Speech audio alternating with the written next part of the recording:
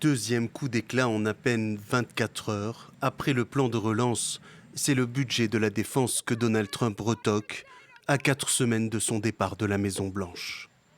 Une enveloppe de 740 milliards de dollars, approuvée il y a 2 semaines par les deux chambres à une écrasante majorité.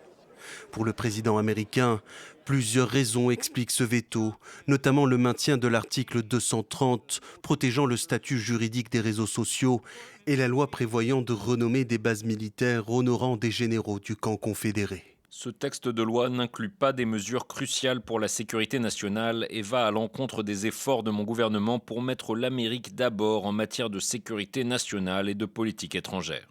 Les élus peuvent passer outre ce veto présidentiel en l'adoptant à nouveau à la majorité qualifiée, mais le geste de Trump provoque la stupeur, car traditionnellement le budget de la défense est adopté dans un consensus qui transcende les partis politiques.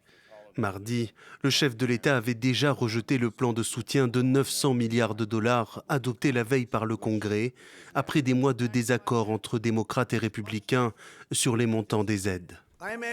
Je demande au Congrès d'amender ce projet de loi et d'augmenter les ridiculement faibles $600 à $2000 ou $4000 pour un couple. Je demande également au Congrès de se débarrasser des éléments inutiles et coûteux de cette loi et de m'envoyer un projet de loi approprié.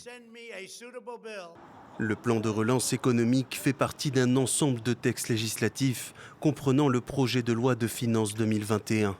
Si le texte n'est pas validé par le président d'ici le 28 décembre, l'administration fédérale ne sera plus financée et sera contrainte de fermer.